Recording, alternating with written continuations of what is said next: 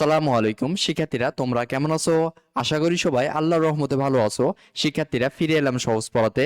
এখন আমরা পড়ব তৃতীয় শ্রেণীর প্রাথমিক গণিত বইয়ের পৃষ্ঠা ৭৬ থেকে অনুশীলনীর প্রশ্ন ৪, ৫, ৬, ৭ এবং ৮ এর সমাধান। তাহলে চলো প্রথমে খেয়াল করি প্রথম প্রশ্ন। ৪, ৮টি আম দুজনকে সমানভাবে ভাগ করে দেওয়া হলে প্রত্যেকে কয়টি করে আম পাবে? অর্থাৎ এখানে প্রশ্নে বলা হয়েছে এইরকম ৮টি আম যদি দুইজন ব্যক্তির মধ্যে সমানভাবে এভাবে ভাগ করে দেওয়া হয় তাহলে প্রত্যেকে কতটি করে আম পাবে। এই উত্তরটি খুঁজে বের করার জন্য আমরা আমের সংখ্যাকে কতজনকে ভাগ করে দেওয়া হবে তা দিয়ে ভাগ করলে খুব সহজেই নির্ণয় করতে পারি। অর্থাৎ আমের সংখ্যা ৮ ভাগ ভাগ করে দিতে হবে দুজনকে, অর্থাৎ 2 সমান 4। অতএব প্রত্যেকে 4টি করে আম পাবে। সুতরাং এই বিষয়টি আমরা সমাধান হিসেবে এভাবে লিখতে পারি। সমাধান: দুইজনে আম পায় 8টি, অতএব একজনে আম পায় 8 ভাগ 2টি সমান 4টি।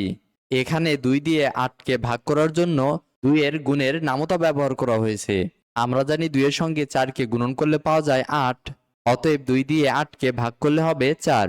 এজন্য আমরা লিখতে পারি সুতরাং প্রত্যেকে 4টি করে আম পাবে। তাহলে শিক্ষার্থীরা খেয়াল করি এর পরবর্তী প্রশ্ন 5, 24টি লজেন্স 4 জনকে সমানভাবে ভাগ করে দেওয়া হলে প্রত্যেকে কয়টি করে লজেন্স পাবে? অর্থাৎ এখানে প্রশ্নে বলা হয়েছে এই রকম 24টি লজেন্স যদি 4 জন ব্যক্তির মধ্যে এভাবে সমানভাবে ভাগ করে দেওয়া হয় তাহলে প্রত্যেকে কয়টি করে লজেন্স পাবে।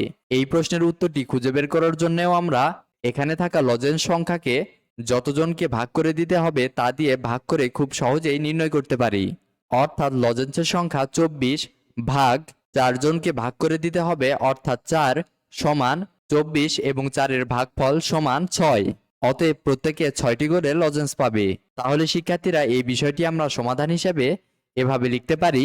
সমাধান: 4 জনের লজেন্স পায় 24টি, অতএব একজনের লজেন্স পায় 24 ভাগ 4টি সমান 6টি। এখানে 4 দিয়ে 24কে ভাগ করার জন্য 4 এর গুণের নামতা ব্যবহার করা হয়েছে। আমরা জানি 4 এর সঙ্গে 6কে গুণন করলে পাওয়া যায় 24। এজন্য 4 দিয়ে যদি 24কে ভাগ করা হয় তাহলে উত্তর হবে 6। অতএব আমরা লিখতে পারি সুতরাং প্রত্যেকে 6টি করে লজেন্স পাবে। তাহলে শিক্ষার্থীরা খেয়াল করি এর পরবর্তী প্রশ্ন 6, 27 টাকা 3 জনকে সমানভাবে ভাগ করে দেওয়া হলে প্রত্যেকে কত টাকা করে পাবে? অর্থাৎ এখানে প্রশ্নে বলা হয়েছে এই রকম মোট 27 টাকাকে যদি 3 জন ব্যক্তির মধ্যে এভাবে সমানভাবে ভাগ করে দেওয়া হয় তাহলে প্রত্যেক ব্যক্তি কত টাকা করে পাবে।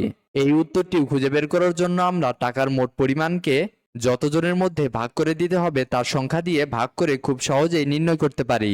অর্থাৎ মোট টাকার পরিমাণ 27 ভাগ 3 জনকে সমানভাবে ভাগ করে দিতে হবে, অর্থাৎ 3 সমান 27 এবং 3 এর ভাগফল 9।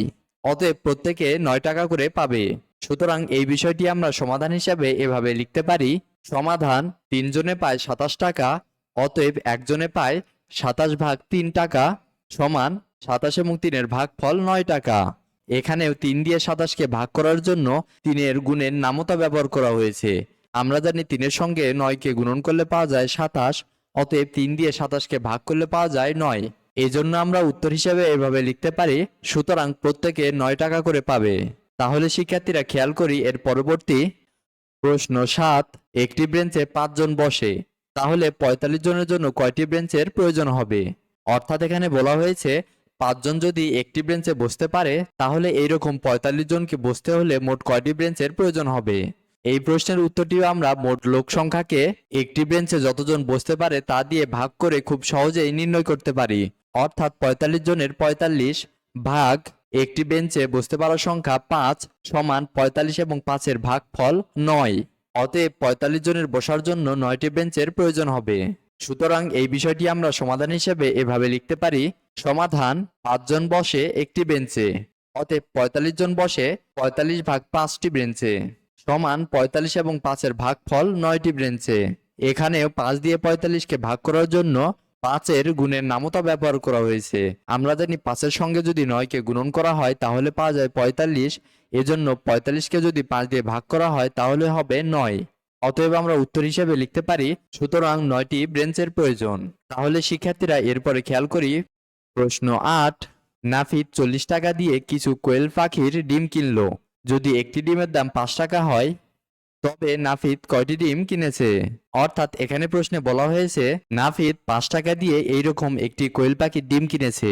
তাহলে যদি সে মোট 40 টাকা দিয়ে ডিম কিনে তাহলে সে কয়টি ডিম কিনেছে? এই প্রশ্নের উত্তরটি খুঁজে বের করার জন্য আমরা মোট টাকার সংখ্যাকে একটি ডিমের দাম দিয়ে ভাগ করব। অর্থাৎ মোট টাকা 40 ভাগ একটি ডিমের দাম 5 সমান 40 এবং 5-এর ভাগফল 8। অতএব নাফিদ 8টি ডিম কিনেছে।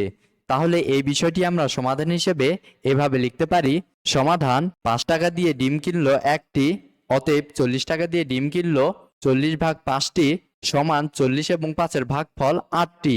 এখানে 5 দিয়ে 40কে ভাগ করার জন্য 5-এর গুণের নামতা ব্যবহার করা হয়েছে।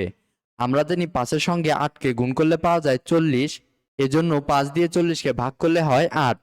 অতএব আমরা উত্তর হিসেবে এভাবে লিখতে পারি, সুতরাং নাফিদ 8টি ডিম কিনেছে। তাহলে শিক্ষার্থীরা, আশা করি আমরা সবাই সমাধানগুলো ভালোভাবে বুঝতে পেরেছি। এখন এ পর্যন্তই, দেখা হবে পরবর্তী ভিডিওতে। সবাই ভালো থাকো, সুস্থ থাকো, আল্লাহ হাফেজ।